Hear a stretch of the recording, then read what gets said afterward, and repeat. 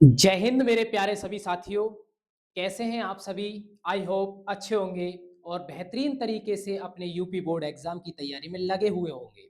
प्यारे साथियों, आज की इस वीडियो में मैं आपके लिए समझाने वाला हूं कि पीएन संधि डायोड अर्ध तरंग दिष्टकारी के रूप में कैसे वर्क करता है।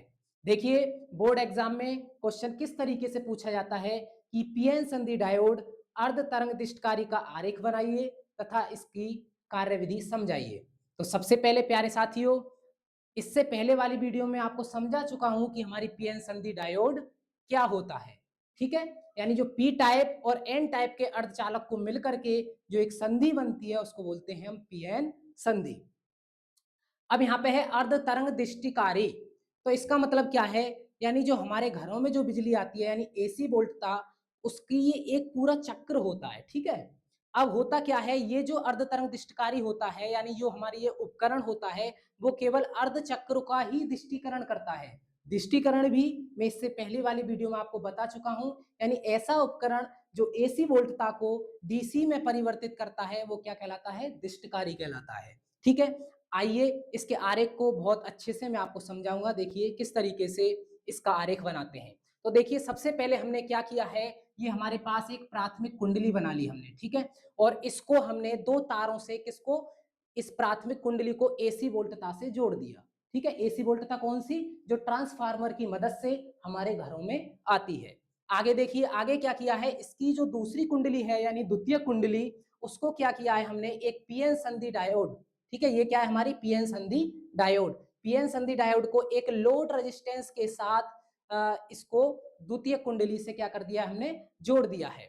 अब देखिए होता क्या है, जैसे ही एक चीज का और आपको ध्यान रखना है, अगर हमें डीसी वोल्टता अगर हमें अधिक चाहिए, ठीक है, तो हम ऊंचाई ट्रांसफार्मर का यूज करेंगे। अगर हमें डीसी वोल्टता जो है कैसी चाहिए, निम्न चाहिए, तो हम लो यानी अपचाई ट्रांसफार्मर का इसमें यूज करते हैं। ठीक है, ऊंचाई क्या होता है और अपचाई क्या होता है ये सभी आप जानते हैं। यानी अगर ट्रांसफार्मर की द्वितीय कुंडली में, जैसे यहाँ पर ये द्वितीय कुंडली है, अगर अधिक फेरे हैं तो समझिए वो अब यानी ऊंचाई ट्रांसफार्मर है। अगर द्वितीय कुंडली में कम फेरे हैं प्राथमिक कुंडली की अपेक्षा, तो वो कैसा है, अपचाई ट्रांसफार्मर है। ठीक है, तो सबसे पहले देखिए होता क्या है, इसकी वर्किंग किस तरीके से होती है। जैसे ही एसी वोल्टता को प्राथमिक कुंडली से कनेक्ट कर दिया जाता है, ठीक है, तो इसमें एसी धारा प्रवाहित होने लगती है। उसके बाद क्या होता है, जो इसके पास जो दूसरी कुंडली होती है, अन्योन्य प्रेरण के कारण इसमें भी एक प्रेरित धारा उत्पन्न हो जाती है।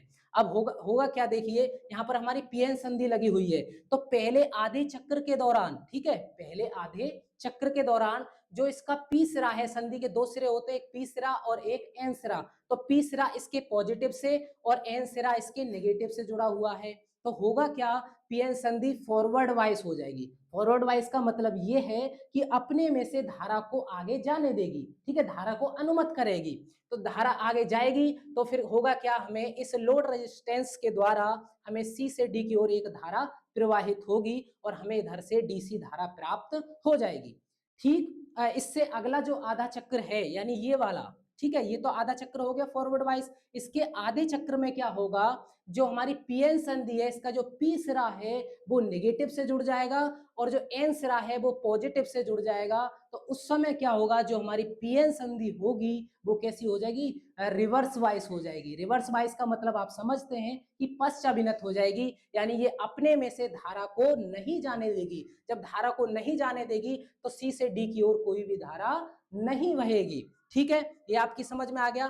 तो इसीलिए इसको बोला जाता है अर्ध तरंग दृष्टिकारी, यानी आधे तरंग का तो दृष्टिकरण करता है और आधे तरंग का दृष्टिकरण नहीं करता है। देखिए ये कैसी वोल्टता है, निवेशी वोल्टता यानी एसी वोल्टता है। ठीक है, और ये कैसी वोल्टता है, निर्गत वोल्टता। तो देखिए यहाँ पर क्या हो रहा है कि जो एसी वोल्टता है यानी जो पहला आधा चक्र है वो तो डीसी में परिवर्तित हो गया और दूसरा जो आधा चक्र है वो डीसी में परिवर्तित नहीं हुआ। तो फिर दूसरा जो आधा चक्र है वो डीसी में परिवर्तित हो गया। तो इस प्रकार से हमें जो है एसी वोल्टता डीसी वोल्टता में परिवर्तित होती जाती है, वो भी कैसी, आधी तरंग। इसीलिए इसको बोला गया है पीएन संधि डायोड अर्ध तरंग दृष्टिकारी के रूप में। तो मैंने आपको समझा दिया, इस चित्र के बारे में लिख देंगे।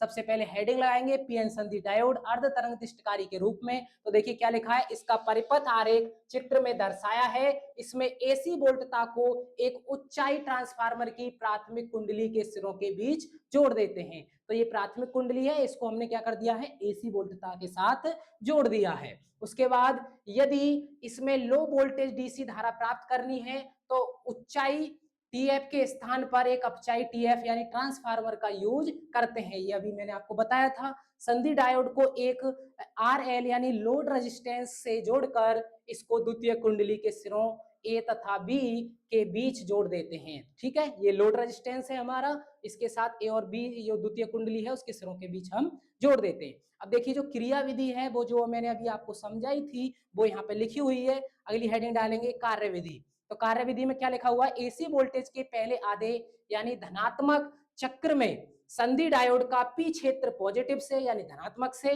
तथा एन क्षेत्र नेगेटिव से जुड़ा होने के कारण संधि डायोड अग्र अभिनत हो जाती है यानी फॉरवर्ड बायस हो जाती है, धारा को जाने देती है, जिससे आरएल में सी से डी की ओर धारा बहती है। तो सी से डी की ओर धारा बहती है पहले आधे चक्र के दौरान। ठीक है, आगे क्या होगा, एसी के अगले आधे ऋणात्मक चक्र में पीएन संधि पश्च अभिनत हो जाती है यानी अगले आधे चक्र के दौरान, यानी ये इस वाले आधे चक्र के दौरान जो हमारी पीएन संधि है वो पश्च अभिनत हो जाती है। पश्च अभिनत हो जाएगी तो क्या हो जाएगा, जिससे आरएल में धारा शून्य हो जाती है। ठीक है, अतः इस प्रकार पीएन संधि डायोड अर्ध तरंग तिष्ठकारी के रूप में लाया जाता है। तो मैंने ये आपको अच्छे से समझा दिया। ये जो क्वेश्चन है वो 3 नंबर में बोर्ड एग्जाम में पूछा जाता है। आई होप आपको अच्छे से समझ में आया होगा। मिलते हैं एक नेक्स्ट वीडियो के साथ, तब तक के लिए मेरे सभी भाई बहनों को जय हिंद, वंदे मातरम।